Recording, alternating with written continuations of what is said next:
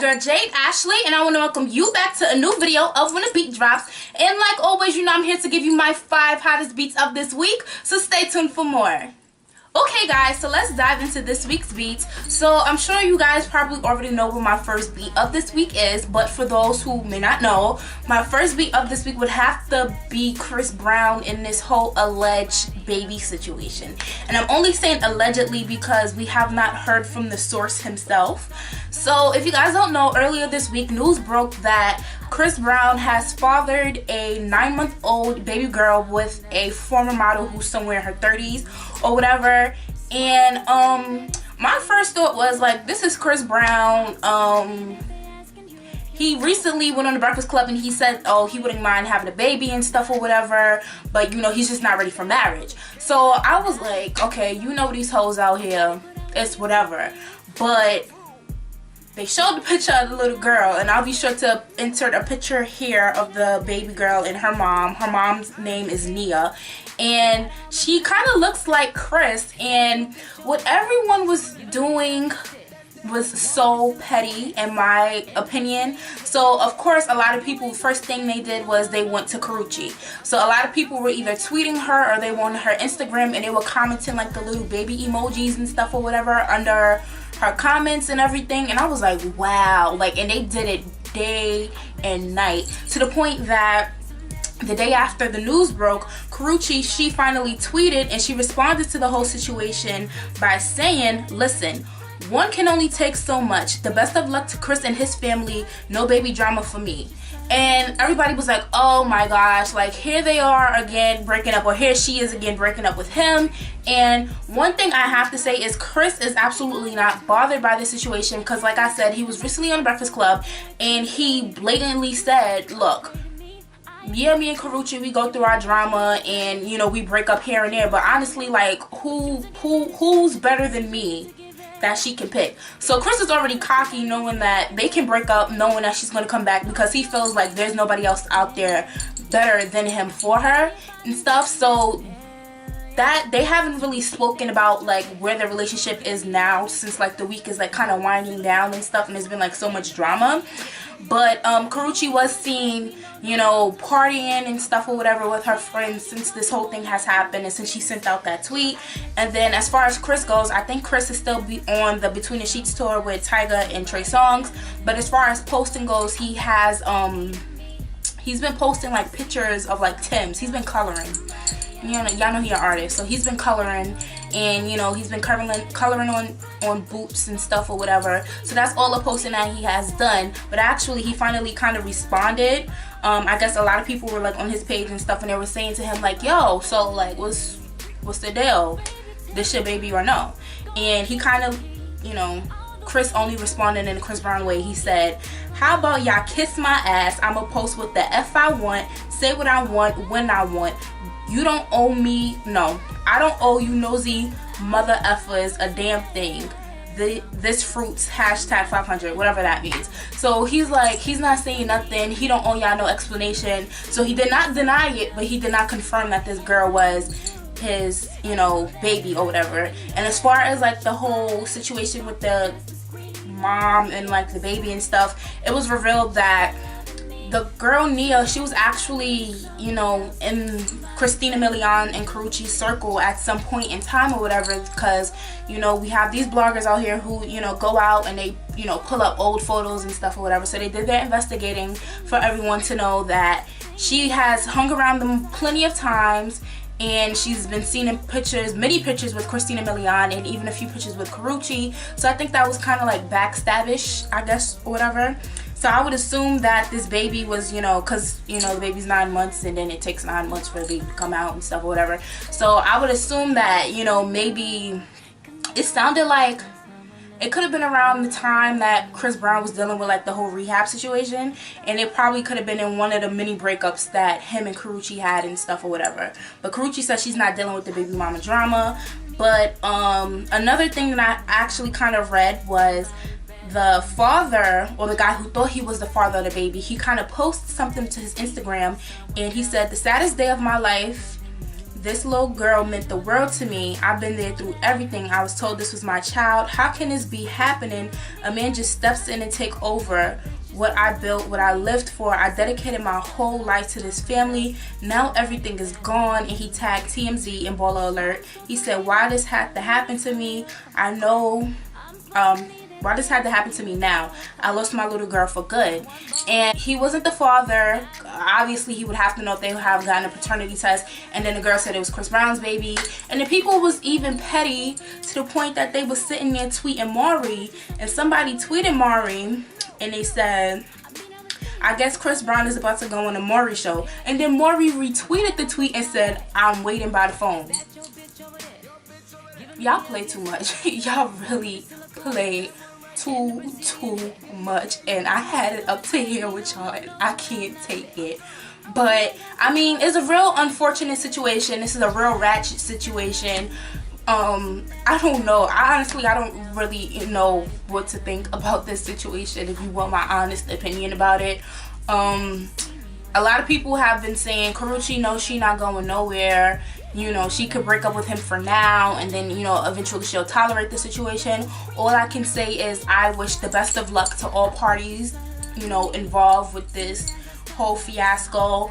Hopefully, you know, some part of me wants to say, you know, Karrueche, I hope she, you know, finally comes to her senses and like realizes her worth. I know Chris Brown was sitting here publicly on radio saying she ain't gonna find nobody better than me, so that girl ain't going nowhere.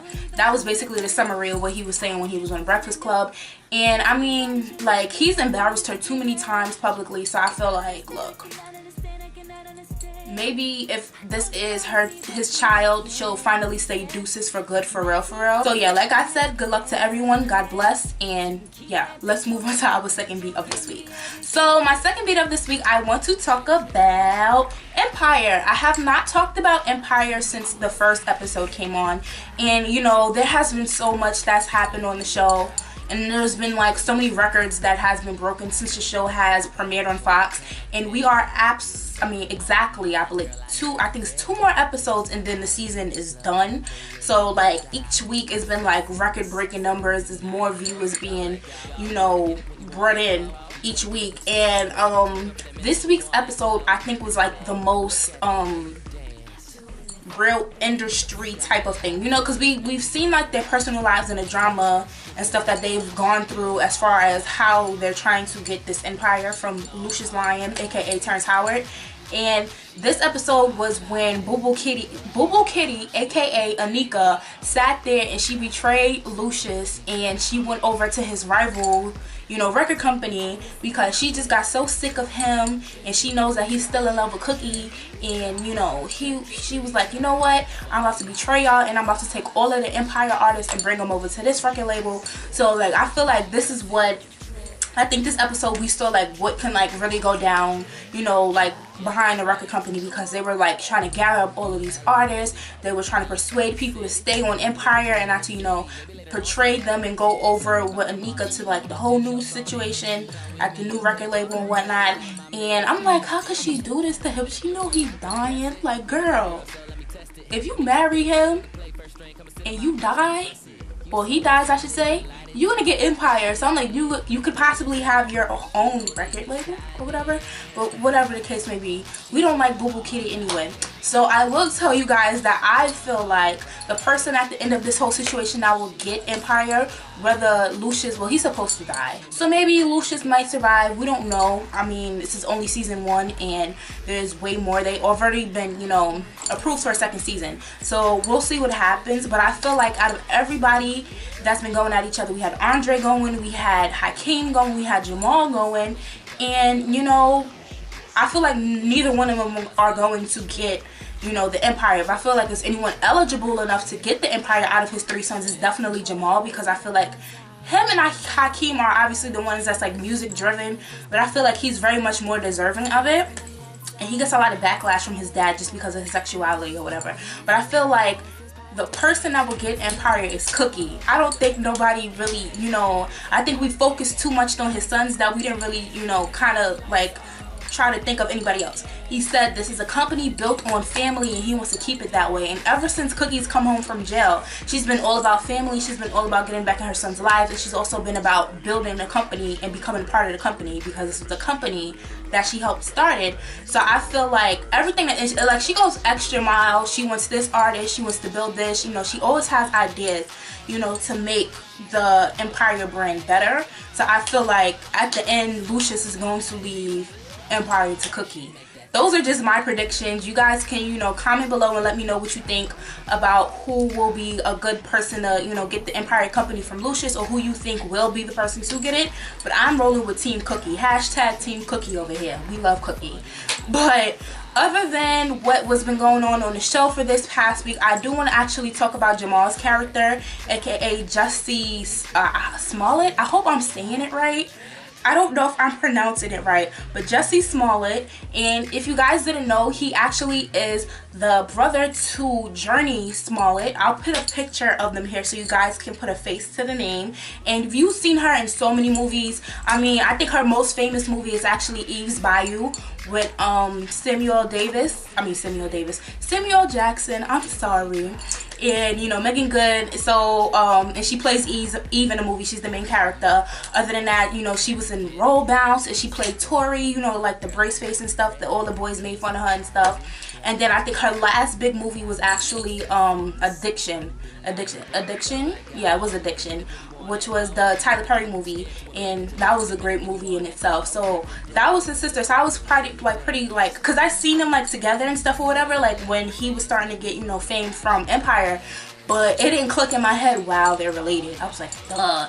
But I mean, they're like a really cute, you know, sister and brother duo and stuff or whatever. So that's her brother. And aside from that, it was also recently revealed that Jussie Smollett, I really hope I'm saying it right, he has been signed to Columbia Records. So congratulations. I am so happy for him. When I tell you he's an amazing artist, like the song Beautiful, that is my song. I love that song. You're so beautiful. I love that song. And you know, he actually did an interview with Entertainment Weekly, and he said there will be a Jussie Smollett album. I signed to Columbia, so darling, I'm a label mates with Beyonce, Adele, and Barbra Streisand. And then he says, as far as the sound for his debut album goes, he said it will be different from what Empire is, but he plans to involve some of his castmates. He said it's going to be a whole different thing. Now the Empire family will still have something to do with it. I would love for Terrence to come and oversee the production of all the music, and I would love for Timbaland to come on and Jim Beans. We've all talked and they're all down to work on it. So I'm actually excited for his album to come out, because I love all of the music that he does on the show as Jamal.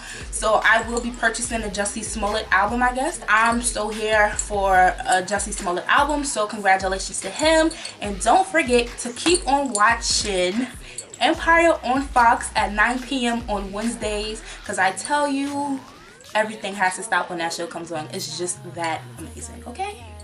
So moving on to our third beat of this week, I have to talk about, I was excited when I heard about this, ATL 2 is coming out. Now we all know ATL, the movie with T.I., Lauren London, who else was in there? Jackie Long, Evan Ross. Like, I think that movie came out in 2006. If I'm wrong, I'll be sure to put the right year. But I think 2006 was the year that ATL come out. And ATL, to me, I feel like ATL is a classic. You know, I mean, I'm in New York and I'm in Brooklyn and stuff or whatever. But I feel like that movie is such a classic. Like, I'm sure we all know some type of line from ATL. So, this week, T.I., he posted to his Instagram, and he posted a picture, and I'll be sure to put the picture on either side. And in the picture you see, you know, all of them sitting at the table in the Waffle House like it was when they were in high school in the first movie. And you know, he, you know, said ATL 2 he hashtagged ATL2, and he said, you know, get ready. So like that just sent the whole internet in like a big uproar. Like everyone was so happy, and it was like, yes, ATL2. And I remember all of them, you know, posting something about it, like maybe if it was sometime last year or maybe a little time before last year. And then I guess they kind of posted it to kind of get a reaction out of the fans to see like if this is something that they wanted, you know, to see happen. And of course we wanted to see it happen. So like right now they're shooting it, and I'm so excited. And then he also posted another picture with him and I was about to say Nunu, but he also posted a picture of him and Lauren London, who plays Nunu. So he said Shad and Nunu, and he was like ATL2. So I'm like really happy. Like, you guys don't understand, and I'm hoping that, you know, it comes out like summer 2016, because I really don't want to wait too long. So if they're shooting it now, I'm hoping by next year, you know, summertime, that it'll be ready. And I think it will be a perfect time for it to come out. I was trying to come up with conspiracies as far as like what will happen in this new one, and the only thing I could come up with, the picture that T.I. posted, all of them were like sitting at the table, and they were all dressed in black suits and stuff, and then T.I. was sitting in like a white suit. So the only thing I could think about was Uncle George. Uncle George died, and they went to his funeral,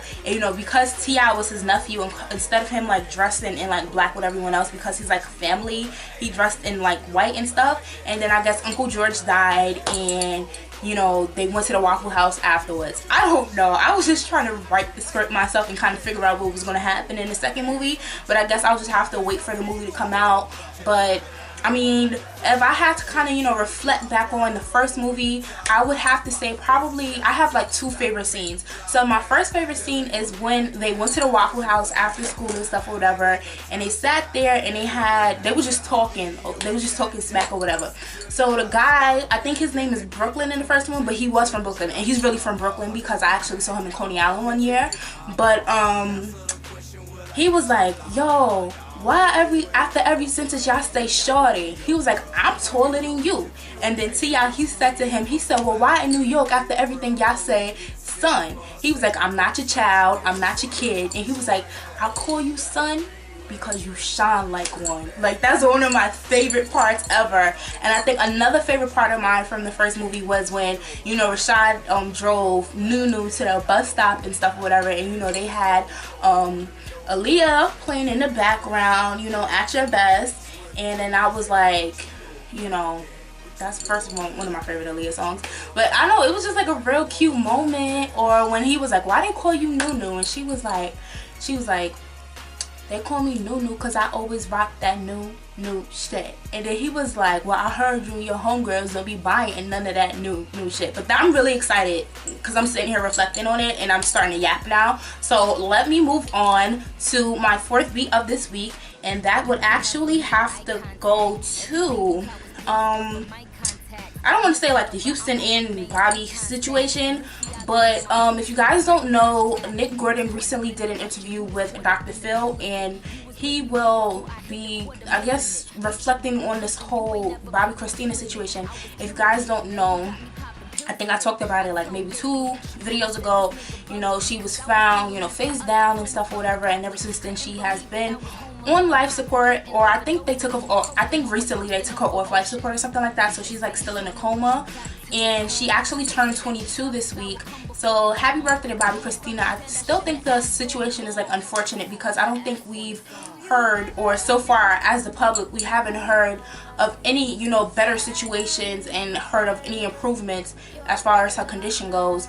And there's been like beef between like Nick Gordon and like the Brown family, because ever since he's found her, he has not been able to have any, you know, access to the hospital that she's staying in Atlanta, and he has not seen her since. And since then, you know, he has been ranting on Twitter, he has been, you know, tweeting, you know, a lot of suicidal thoughts and stuff or whatever, and he's been bashing Bobby Brown. And I know Bobby Brown is like going through so much with his well, not his only daughter, but you know, the daughter with his first wife, Whitney, or whatever. So I mean, yeah, it's just terrible. But I mean, I feel like there's like such a circus going on outside of like the whole Bobbi Kristina situation, or a whole circus that has started because of the whole Bobbi Kristina situation. So I'm gonna actually read some words that I got from the YBF.com, because they were the ones who to report that, you know, Nick Gordon will actually be on Dr. Phil come next week. So they said, since the day he found Bobbi Kristina Brown face down and unresponsive, Nick Gordon has experienced severe pain, mental anguish, and panic attacks. In fact, he's emotionally distraught and out of control. Those are just a few of the dramatic phrases used to describe an emotionally charged intervention that we'll witness on Dr. Phil in a few days. The intervention was staged by Nick's mom, Michelle. And then I'm like, his mom, I'm like, the first time Nick has ever like come into, you know, the public view was right after Whitney passed away, and he was kind of introduced as like Whitney's like godson or something like that, and she helped raise him, and he's been around Whitney and Bobbi Kristina. So that's why everybody thought it was a little weird that him and Bobbi Kristina were actually, you know, dating, and they were so serious in a relationship, because he was introduced as somebody that Whitney helped raise or whatever, but now his real mom is in the picture. So it says, it's amazing, or whoever wrote the article on the YBF says, it's amazing how folks appear on the scene when cameras arrive, which is true. And he says, a CBS press release reveals that Nick's mom reached out to Dr. Phil to save her emotionally distressed son, who's been battling a drug addiction, and since discovering Bobbi Kristina. Well, they were saying that maybe the drug addiction happened before, but whatever. So the mother said, as we sit here right now, my son's life hangs in a balance. When Whitney was found, he administered CPR to her and called me as he was standing in front of her saying, Mom, why couldn't I do it? I couldn't get air into her lungs. He wouldn't let out the guilt. So, let's see. Nick's mom refers to Bobbi Kristina as Whitney, or maybe she missed this brief before they cut the cameras on. I don't know. Look, it just sounds like a whole bunch of drama that's about to go down. I'm not even going to read the rest of it. It just sounds like drama that's about to go down. And look, I'm just a person sitting in front of a camera giving my opinion on other people's lives. So I can only hope and pray for, you know, the best for this family. And also I heard earlier this week that Bobby Brown's family, like some of his family members, are actually kind of shooting a reality show with E about the whole situation that's going on with Bobbi Kristina now. And I just feel like all of this media attention, like, leave the media out of the situation. Y'all should be, like y'all said, pray for BK. Y'all need to be praying for her and, you know, comforting, you know, Bobby Brown, because he could possibly lose a child. You know, it's been over a month that she's been in this hospital, so it's like, come on y'all, like, it's just too much. But if anyone is interested, the Dr. Phil interview with Nick Gordon and his real mom, Michelle, will be airing on March 11th, I believe that is. Yes, March 11th is the date. So moving on to our last beat of this week. I was kind of hesitant about talking about this because I'm just sick of everybody and their baby daddy drama. But if I must, I have to talk about Keyshia Cole and her situation with her. I think they're still legally married to this day. So her estranged husband, Daniel Bobbi Gibson. So if you guys don't know, Keyshia Cole has a new reality show on BET called All In. And I mean, y'all don't really have to watch it, because to be honest, the reality show looks exactly like her previous reality shows on BET. You see her working on music, you see her arguing with her mom Frankie, her sisters and stuff or whatever. It's the same ass show that been on BET before. It's just a different year with a new name, and the only difference this time is that Keyshia is a mom and somebody's estranged wife. That's the only difference. Other than that, it's the same complete ass show. But I don't really want to touch on the show. I want to touch on what's happening outside of the show. So last week the show actually premiered on BET. So you know, when this premieres, they premiere parties. So Keyshia Cole, she had a premiere party, and at the premiere party, her husband, I guess, he showed up to the party with her. And they were seen together in pictures and stuff or whatever. So we all had the impression like, oh my gosh, they're going to like rekindle and work out their marriage, because it's actually on the show and stuff. And you know, we get to see them interact with each other and whatnot. So we kind of get a gist of what's going on in their marriage. But with the cameras off or whatever, we thought, okay, they were, you know, arm in arm at this premiere party. It looked like they was a little bit happy together, like maybe they're fixing their marriage. Like, who doesn't want to see a family, you know, rekindle and, you know, fix things for the best? So it was all good until last week. Keyshia Cole, she posted a picture of, like, you know, text messages. She blurs out the numbers and stuff or whatever, and it's basically Bobbi, you know, texting another female and him mentioning Keyshia or whatever. So in her caption on Instagram, she says, I guess the starting over as friends thing doesn't work. How could you invite me to a video shoot but you're trying to mess with the love interest while your wife is there? And then she uses a whole bunch of hashtags. She was just calling him out on his BS, basically. He was having a video shoot. I guess he's a rapper now because he's not playing on nobody's NBA team. Charlamagne even pointed that out on the Breakfast Club. It was like, yo, like, you a basketball player, but you're not on nobody's team right now. Like, I would be concerned on getting this NBA money if I was in his situation. But I'm not. Like I said, I'm sitting in front of a camera talking about other people's lives. But anyway, so that was last week. So then I guess like this upcoming week or something like that, or maybe this last weekend was like their son's birthday, and she posted something about him not being there for their son's birthday. So he finally responded to what she was saying online, and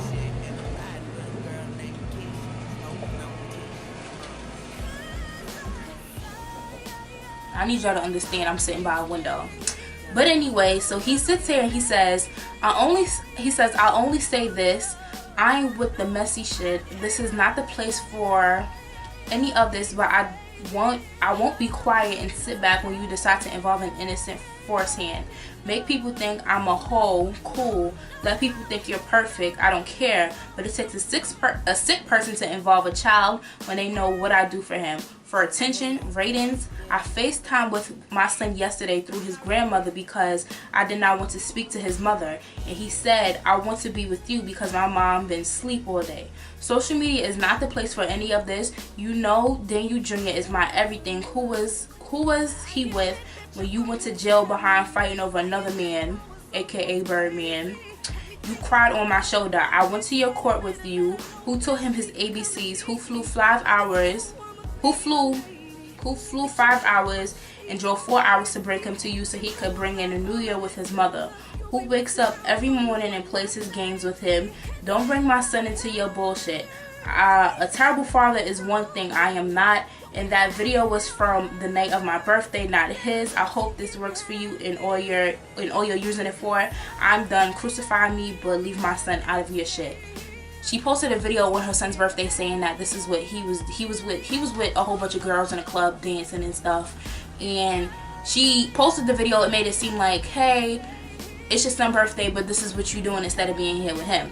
So then she responded to his Instagram post and said, Gib, this is not the first time you missed his birthday. Stop the BS. And clearly I could have been involved in another altercation at your house when you decided to sleep with a woman in our home, in our bed, where my baby sleeps. Stop with the BS. For ratings, Gib, what you fail to realize is before you are, or I was already established as an artist. I don't need to beef with you for that. I'm just tired of you trying to make people think you want this to work with your family. Hashtag clearly, because you know she is with the hashtags all the time. Look, y'all just need to hurry up and get a divorce. Y'all need to move on. And if it's not gonna work, it's not gonna work. And that's the end of it. So these are my 5 hot beats of this week. Okay guys, so like always, I have to remind you guys to comment on my videos, like my videos, subscribe to my channel, and share my videos with others. And I have 2 quick notes to leave you guys with for this week.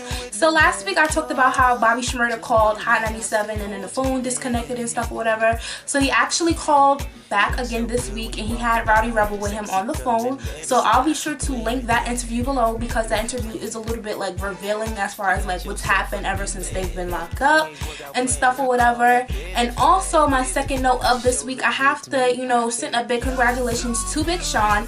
His album Dark Sky Paradise reached the #1 spot for the first week by selling 173,000 units, and I told you guys that that album was everything. So if you don't got it, you definitely have to go get it. And if you did not see my album review for that album, it was in last week's video, so I'll be sure to link that video as well. And I also have to leave you guys with my song of the week. And if you guys, you know, remember, the second beat of this week, I talked about Empire, and I talked about how Beautiful by Jussie Smollett, aka Jamal Lyon, that was like my favorite song so far from like this season, so I had to make it my song of the week because I really do love that song a lot. Like, I'm not even joking, I'm just saying that or whatever. Like, I really do like that song. So I'll be sure to put the song on my blog and you can check it out in its entirety. My blog is www.j-ashley94.blogspot.com, and Darshawn asked me to give him a shout out, so hey Darshawn, what's up? And I will see you guys next week. Bye. Attention, you got me going. You're so beautiful.